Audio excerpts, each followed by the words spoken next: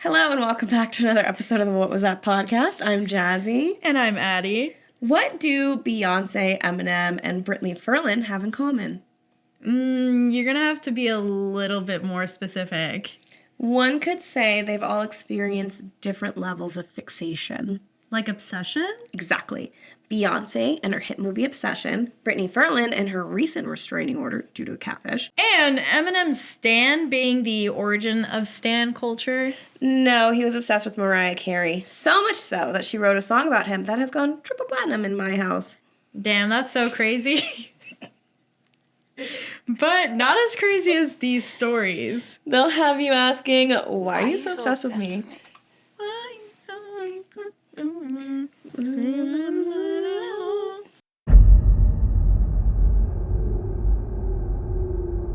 Story 1. My white boyfriend has a weird obsession with black men. Okay, what a title. I'm a black woman, late 20s, and I've been dating my white boyfriend for about 5 months. What's confusing is that when we first started dating, he didn't seem racist at all. If anything, he came across as extremely woke.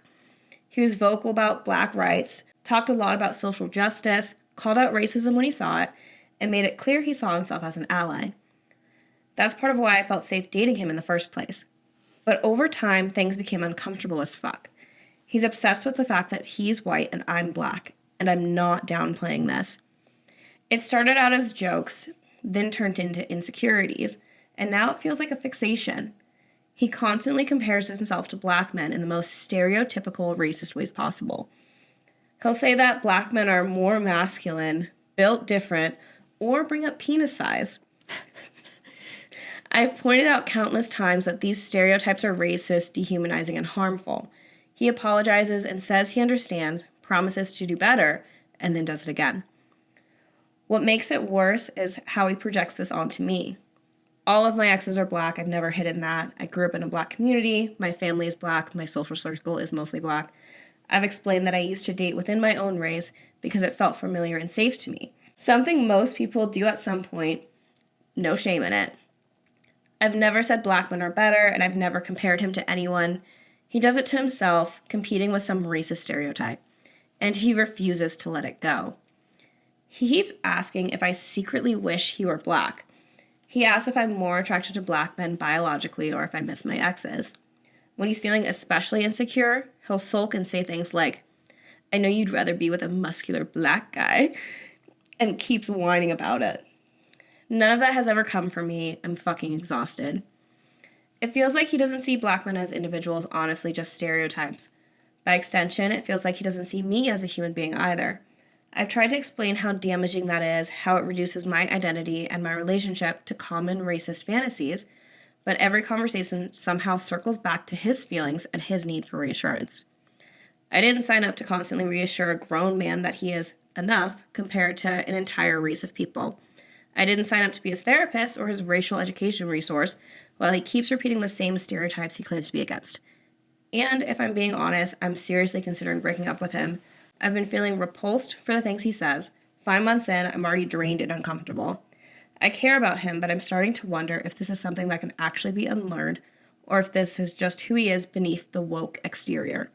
I never saw this side of him when I first got to know him. What other ideas is he hiding from me? I don't want to just keep wondering. I want to break up and put myself first and make it clear that it's because of the shit he constantly says to me. Oh, brother, this guy stinks! He wants to be a black man. It sounds like it. I want to hear your opinion as a black woman first. I have 1,000% dated white men who do this. Yeah. They get so... I'm not saying, like, I've dated all races.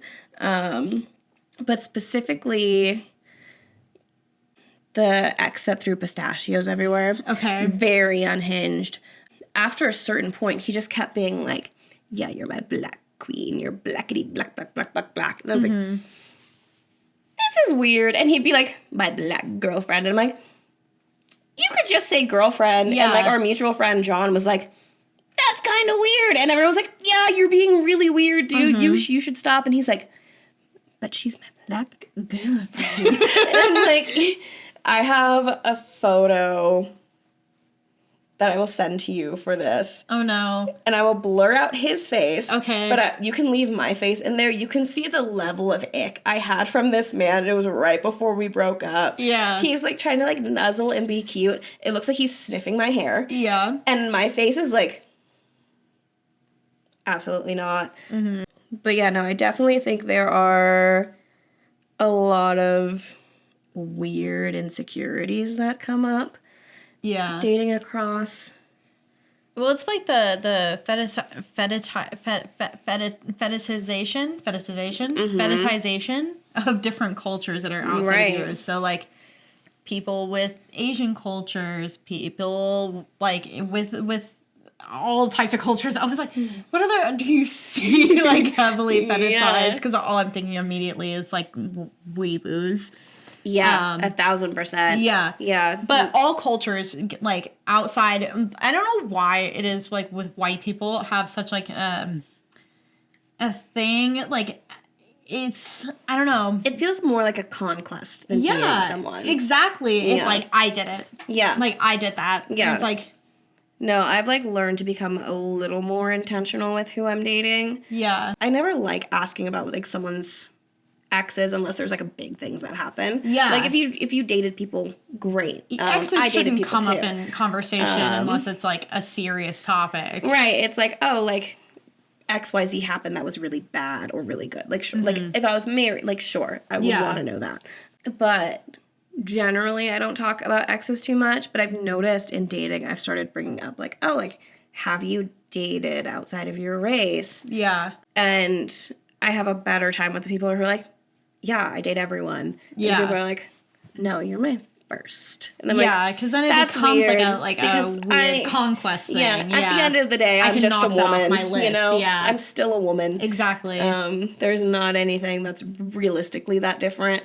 Yeah, and I think that's, I mean, not that I think, but yes, I think that's why people who are in, like, minority communities date within those communities, because it's a lot easier to date somebody who looks like you than to date somebody who's going to, like, fetishize you. Or even if you think, like, that you're in a safe place or a safe community, like, you still have to, like, have that guard up. Right. Unless you're, like, 100% certain, like, that person has my back. Right. But, like, I mean, being ostracized from every community from, like, I mean, like, 500 years, 600 years, if not more, like, you're gonna stick with the people who you know are not gonna ostracize you. Right.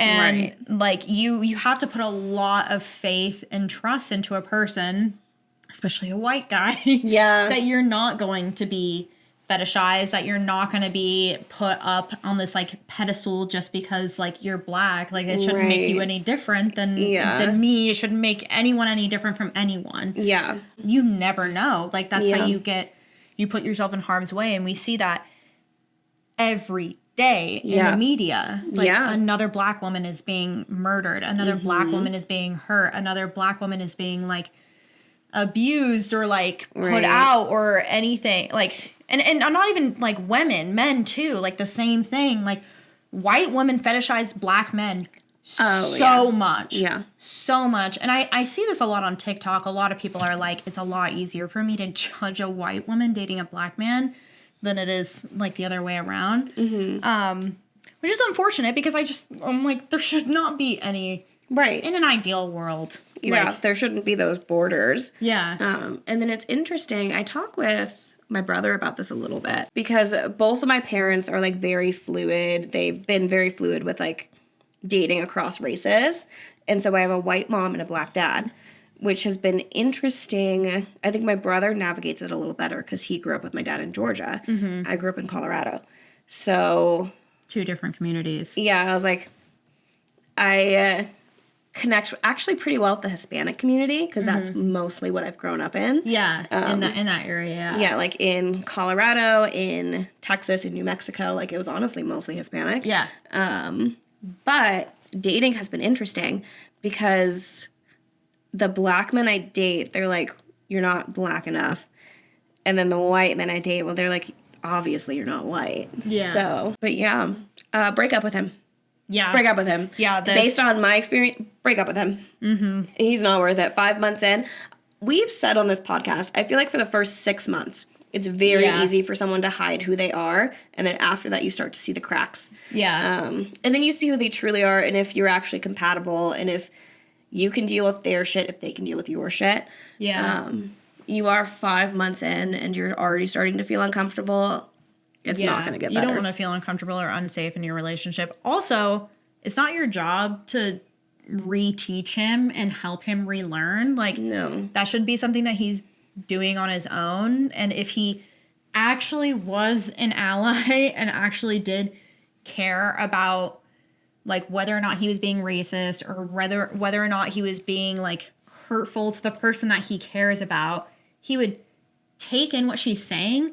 Like, if anybody comes to me and is like, what you just said is racist, I'm like, you know what? Yeah. You're right. Let me dig into that. Let me figure out why I said that, why I, like, chose for those words to come out of my mouth, and dig into myself, and then I'll come back to you. Yeah. But for her to be like, I don't know if this is something that he can, like, unlearn and be better. Like, that's not your responsibility to sit and wait for him to do that. If he's like actually on your side, then he's going to do the work himself, and he's not. Right. Well, and then, like, think about, like, if you keep dating, eventually you get married, you're going to have mixed kids. Yeah. And those kids are going to be classified generally as black. Mm-hmm. And if he's not comfortable with that, because it doesn't seem like he is, how is he going to raise your children? Also, there's definitely going to be some insecurities about his kids not being black enough. Yeah.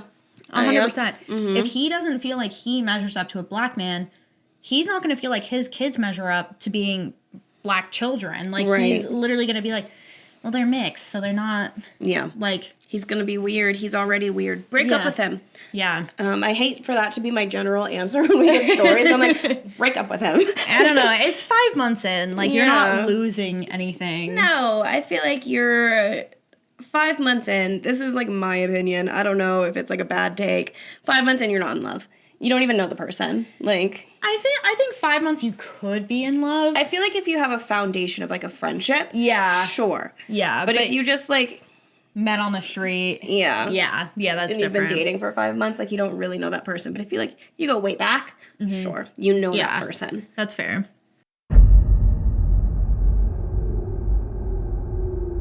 Story 2. What's the creepiest, most obsessive thing you've ever done? This was last year before Christmas. I had a bad breakup with someone who knew some bad people. I got a frozen chicken on my doorstep in the middle of the night, 12 days of Christmas style. Note says, from your one true love. I call every single last ex-girlfriend, friend, and pal I thought might have been doing this. My pals just to screw with me. No one. No one had a goddamn clue what I was talking about, and I was certain. Hear me out. Many years ago, I used to do real bad things for very bad people, and I got really good at looking over my shoulder and expecting the worst. I got out and am here today, but I made enemies, no doubt, and people who would do anything to make sure I wouldn't talk, etc. Fast forward, I'm going mad trying to figure out who is doing this. I come to the conclusion that it's no one who wishes me well. I've been through every friend down to acquaintances. I figure at best it's my ex. At worst, I'm in much bigger trouble. It wouldn't be the first time something suspicious has happened. In any case, I'm suspicious that it's poisonous and stash it away, telling someone I trust if anything happens to me that a frozen chicken in my freezer should be looked at. Next day, night is coming, and I think the person is going to show up again with another package. Now, maybe they're trying to lull me into a false sense of security, feeding me shit and poisoning me. Maybe not. I don't know, I'm not a chemist. I couldn't check the bird, and I didn't trust anyone else to. All I know is that it was some serious shit and it needed to be dealt with. I borrow a camcorder from my friend and tried a true 90s piece of shit. I set it up facing the street and I get to work. I cut down every leafy green thing in my backyard. All of it. I haul it to the front yard. I get the ghillie suit out. Yes, that thing that makes you look like a swamp monster used for hunting. I put it on, mud and gloves, shoe polish smeared all over my face. I didn't have a charcoal stick. Oh, God. Instead of climbing up on my roof and waiting, it began to rain really damn hard. I take the greenery from the front yard and make a lean-to against the porch. I make struts, cover it with a tarp, and put greenery over it. And I make it look good as hell. It didn't look like anything at all, just a huge pile of clippings. I get out my personal sidearm and holster it. Strap it down to my ankle so I can get to it quick if anything goes wrong. I bring out my compound hunting bow with special razor tips on the arrows. I strap on a guiding laser and a 200 lumen flashlight. I figure I'll lie in wait under the lean-to and shoot the threat. Quiet and quick, then figure out things from there. I'm trained and cautious. My zen is strong. This is so funny. I get under the lean-to and time goes by. Hours. I start at 6 just in case they switch the times. Minutes pass at a crawl. Every car that passes makes my heart jump. I sweat in the suit in the pouring rain. My stomach pangs with hunger, but my resolve stands. The rain lets up and finally I hear it. A car has pulled up outside my drive. This is the moment. Either someone I know lied, or I'm gonna have to make a very tough, quick decision.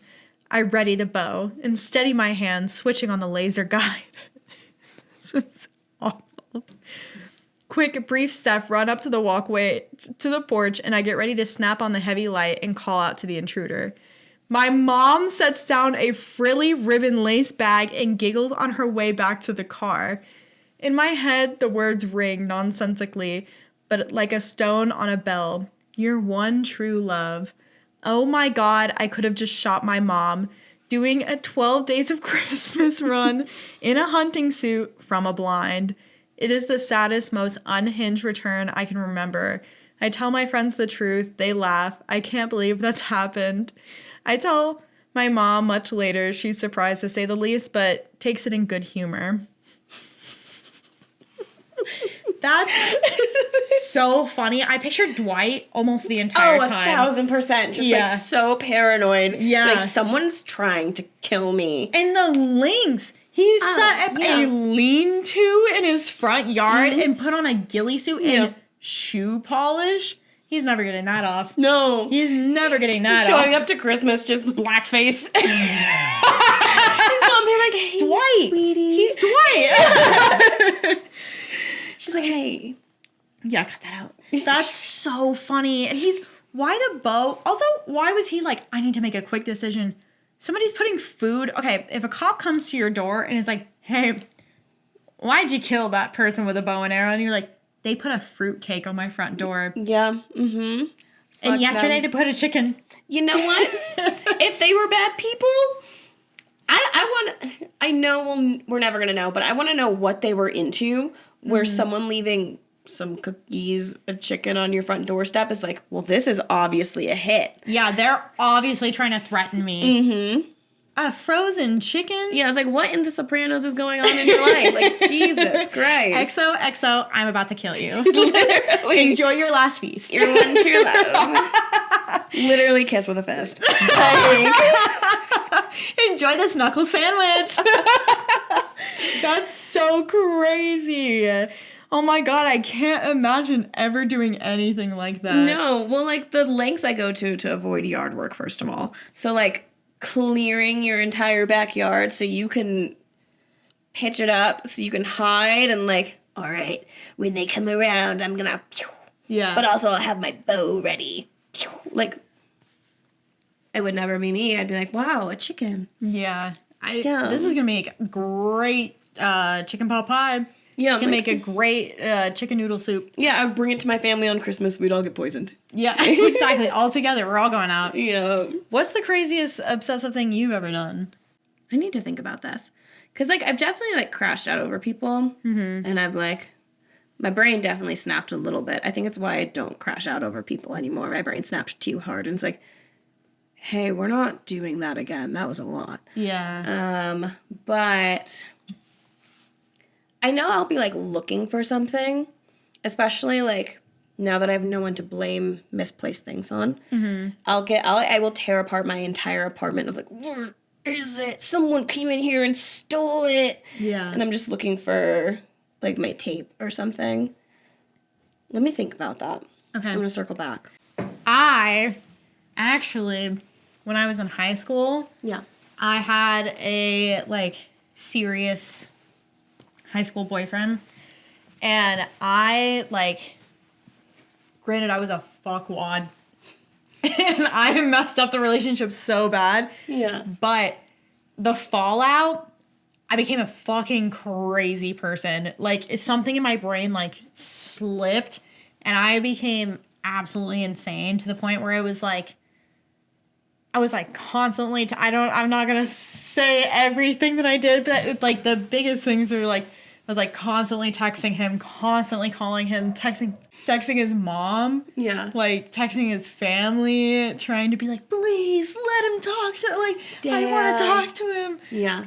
I allegedly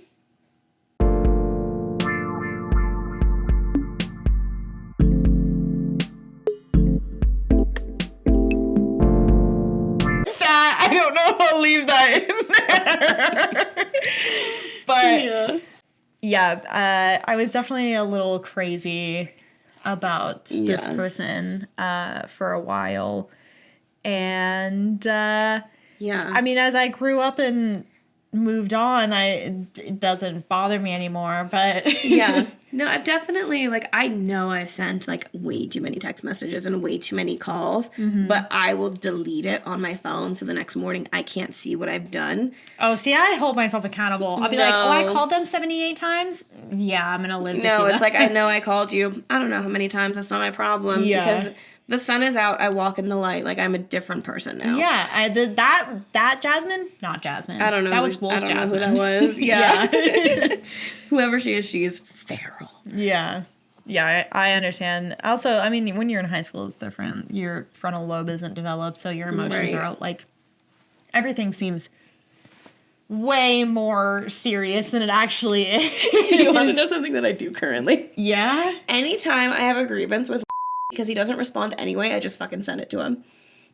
I'm just like, and here's what, because like historically, he has you blocked anyway. Oh, 1,000%. Yeah. I'm like, he's not getting just send messages. it to me and I'll send it all time.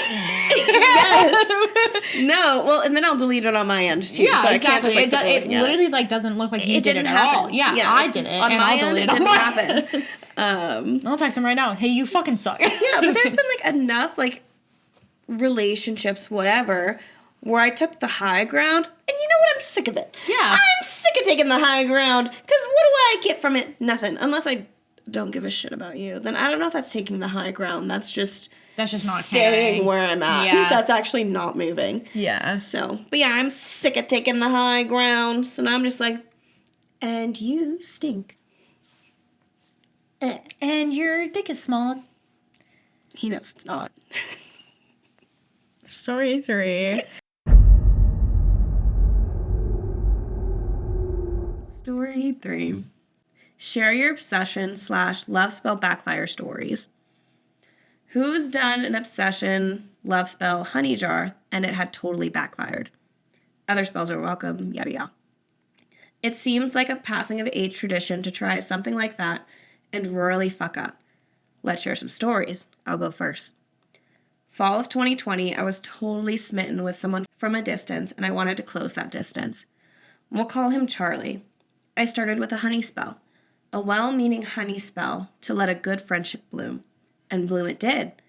It was really good for like 6 months, and he started flirting with me and everything. But eventually it did fall out because people have their own prerogatives, and he wanted to try dating someone else. I was Little Weasel, and I did a cord-cutting spell on them. Yes, I know I was selfish and insane. It worked. Through my heartache, I did a bunch of mini spells on Charlie. Come to me, think of me, obsession, domination spells. Unfortunately, it all worked too late. When Charlie came back to me, basically professing how wrong he was and how much he missed me, I had recently caught a crush on an old friend. We'll call him Bobby, and we were hitting it off well. Months passed, and I wasn't sure how to handle Bobby because we weren't dating, and we started fighting a lot, while Charlie was still trying to flirt with me all the time. 4 months later, they ended up in a 3-way phone call with Charlie feeling pretty wounded that I had been flirting with Bobby, and Bobby feeling wounded that I had so much history with Charlie. I'll admit it though, catching a crush on Charlie really started my witchy awakening. I'd done a few freezer and money spells, but never had much results. My spells after that fiasco, learning process, really have a kick to them now, and I focus more on benefiting myself and my family. Craving a little tension really spiraled me down the research rabbit hole, and I learned a lot along the way. I dug my own grave and dug myself out. The situation was about 3 years ago. Okay, well, I mean, I feel like it's pretty common knowledge not to do, like, Don't love do spells that, or yeah. anything. I feel like that's, like, a pretty baseline understanding don't for mess anyone. with people's will and Yeah, stuff like that. free will is, like, a huge thing. Mm-hmm. I mean, unless you're a witch who doesn't believe in that, but I don't know. From me, a person who practices, I would never do a love spell on a specific person, ever. Right. Like I was telling you earlier, like I did a love spell before I met Quentin or not met, but before we got together. And I didn't do it on him. I did it in like to the universe. Like, please bring this type of person, this like love, this type of love that I've been longing for. Please bring that to me. Right. But I wasn't like, please bring Quentin. Right. I specifically want this person. Yeah. No matter what they say. Yeah, because even if it's like, if you believe in it, if it's real or if it's not, if you don't believe in it, like, you still don't want to put that energy into the universe where you're like, I'm forcing you to come back to me. Right. Yeah. I feel like in television and movies, that's a common trope and it always goes wrong. Like, I think the most recent example I saw was, I think, Bring Her Back. Yeah. That it goes really wrong. wrong. That movie gives me the heebie-jeebies. Yeah. It goes so wrong. But there's quite a few where they're trying to manipulate nature and manipulate will. Yeah. And it just doesn't pan out. Yeah. I think, why would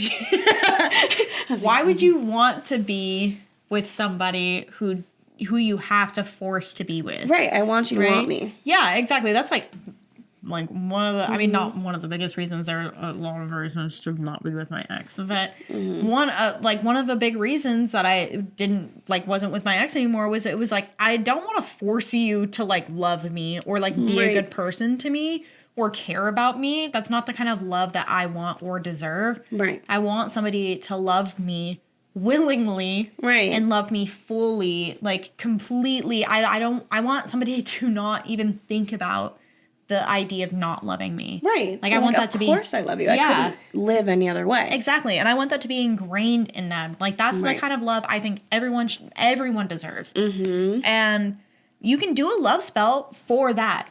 You know, like, do a love spell that's like, I want this type of love. Please let this love find me. Right. Because then the universe already has somebody out there. Right. There is someone out there for everyone. You can have the weirdest fetishes, the weirdest niches. Mm-hmm. You can have the most insane ideas.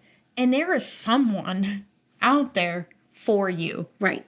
Every single person has someone, and it's insane. It's crazy the people that I've seen like come together over like the most niche things, and it's a beautiful part of being human.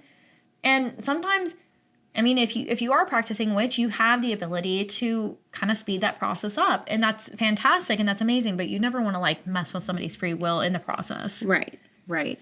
Because I don't know. I feel like it's so much more reassuring to have someone who actually wants to be there for you. Yeah. Because you know they're not going anywhere. Right. Yeah. You don't always have that in the back of your head. It's like, are they here because they love me, or are they here because I put a spell on them? Exactly. And what happens if that breaks? Are they still going to be here? You don't know. Yeah. Yeah. Rather not find out. Damn, that's so crazy. Wow.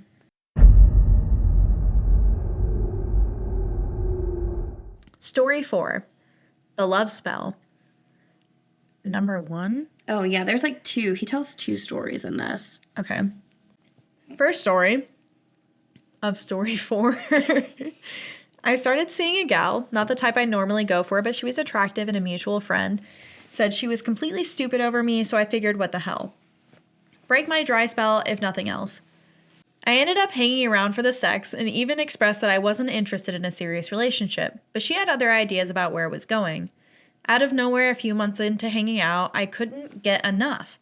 She became intoxicating to me and I needed to be around her. I got possessive and dependent, and it was clearly an unhealthy obsession, but she loved it. I was sprung, and I don't get that way easily. My grandma was the one who figured she had been feeding me cuckoo soup. Menses? Menses. Oh! Oh! In my food to cross me up.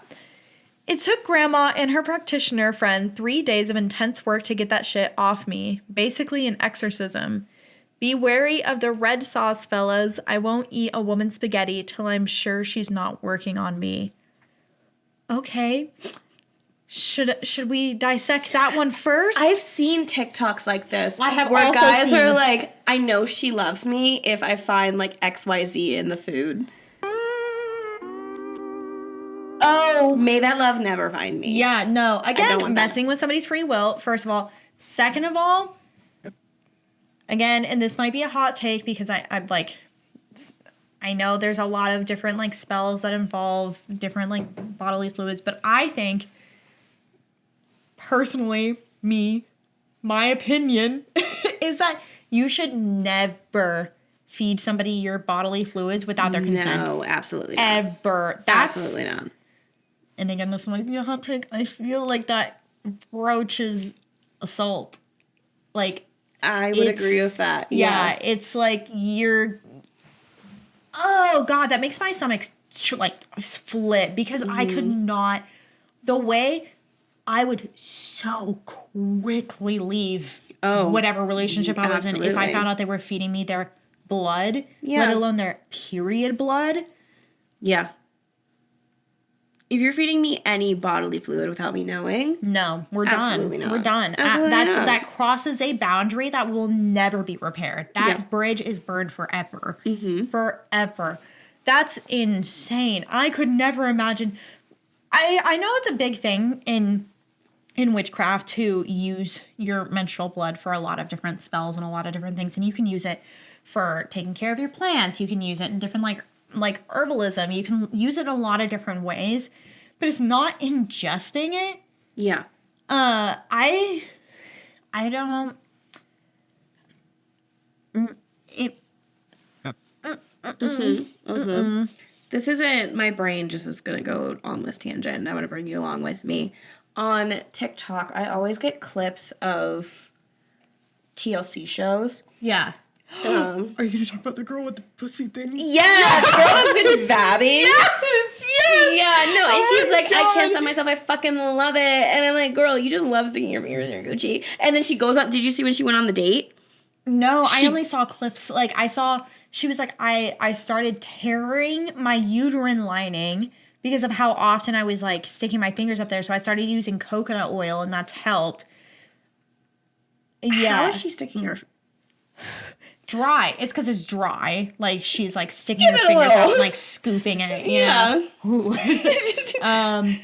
Yeah, I did Like, see give that. it a little, psst, you and know? she was like, nobody's ever told me that I smell like vagina. I'm like, probably because everyone like who goes next to you is probably like, Right. hey, how's it going?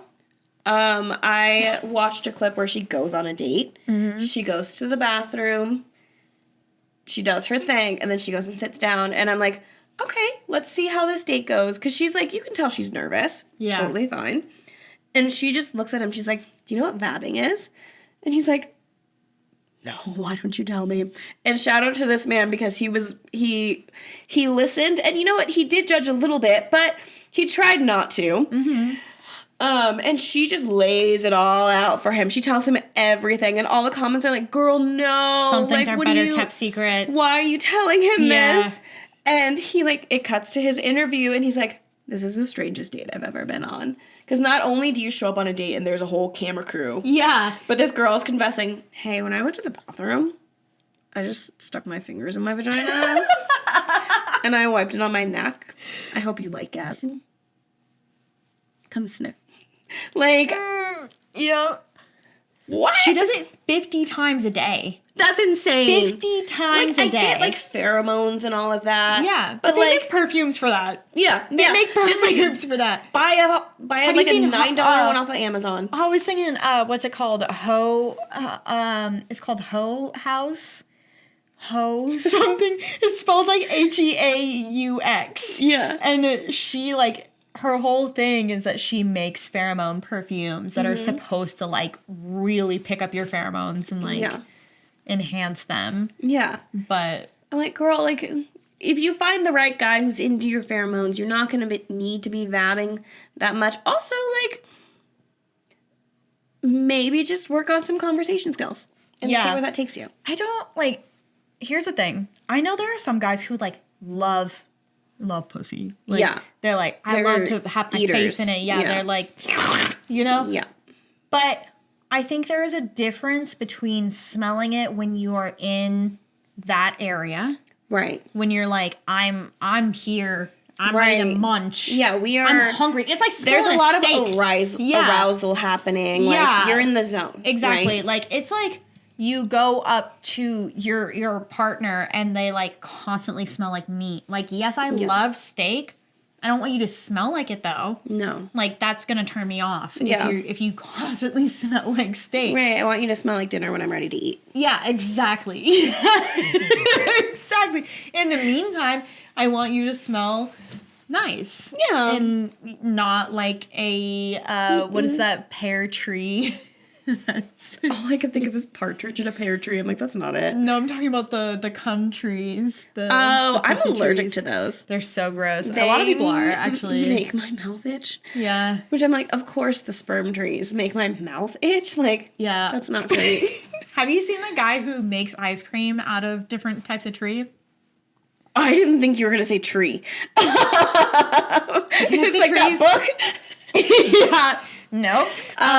This guy makes different types of ice creams out of different types of trees, and he made an ice cream out of the pear tree. I forget what it's called. It's something pear tree, and he made an ice cream out of it.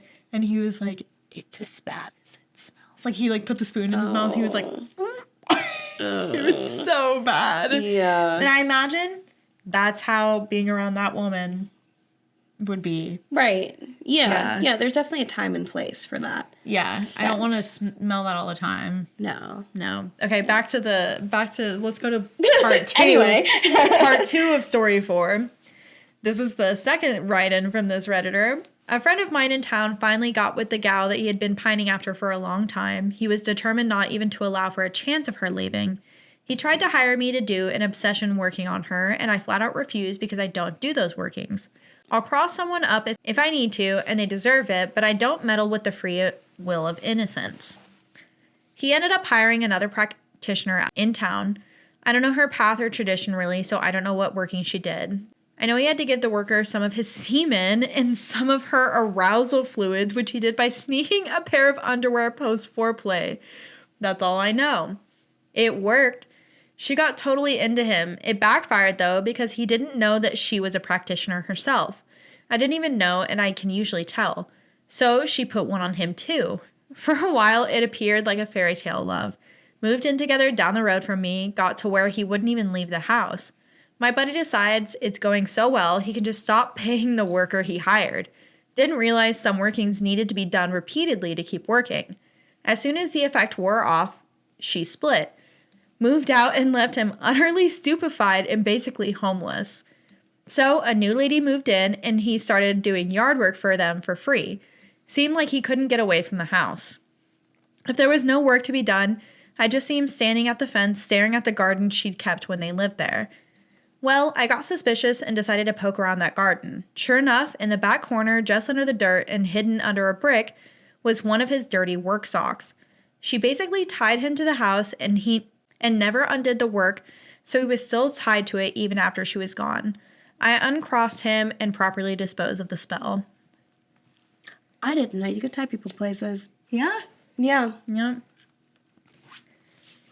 Just kidding. Yeah, I mean, there's a lot of, like, endless amounts of types of spells, but again, it's just like one of those things that messes with people's free will, so. Yeah. Better to not go down that rabbit hole. Yeah. Exactly. That's crazy. She straight up. She like Uno reverse. Yeah. She was like, you know what? Smack. The second she had the ability to get away, she was like, bye. Mm-hmm. Dip. Peace. This was fun. Yeah. And then left him there. I imagine him just like, Oh, yeah. Looking just, at that sock in the, like, please.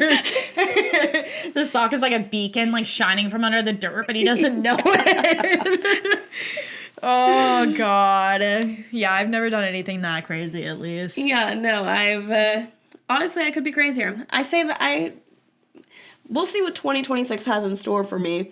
Is this the year that I do become crazier? And then all of our episodes are like, so this one time. Oh my God. And you know what? I'm here for it. It's for our listeners. Villain era, let's go. This is my year of peace. Yeah. So I can't be No. crazy. I'm at peace with myself. I'm at peace with my life. Yeah. I think my villain era is actually just going to be setting boundaries. Yeah, Generally. I hate that that's being called a villain era. Yeah. Yeah, I was talking to one of my friends. She's like, I'm in my villain era this year. And she told me about it. I was like, that is actually just, setting boundaries. Healthy boundaries. Yeah. I'm so happy for you. Yeah, you're just being a good, healthy person who's taking care of themselves. I'm so proud of you. Love that And for if you. that's Such a being big win. villainized, then you know what? Call me fucking Bane, because I was born in the darkness and I was raised and molded by it. Can you do a Bane voice? Yeah. I was born in it, molded by it. Is that good? I feel like that was good. I haven't seen that movie in a decade. I haven't feel either. Like you nailed it. I think so too. I'm Yeah. gonna I'm gonna try to find a little piece and I'll try to put them side by side and we'll see how they work. Yeah. I was born in the darkness. You merely adopted it. Yeah. Yeah. So good. So excited for our improv classes. I just do Bane for every scene. Yeah. Good. Good. Molded. Like Jasmine and Addison, are you just playing Bane again? You can't shoot everyone and play Bane. But I was molded. Where's Rachel? Where's the Batman? Where's he? Alright, I think I will stick to love and admiration. I'm gonna pass on obsession. No, not me. I love I'm obsessed. And you can show us how obsessed you are by liking, commenting, subscribing, sharing. You can find us on all streaming platforms, Spotify, Amazon, Apple, YouTube. And you can follow us on all of our social medias at whatwasthat_thepod. And if you'd like to share your own stories with us, you can email us at whatwasthat.thepod@gmail.com. There is one thing that I'm low-key obsessed with. Oh, yeah? What was that?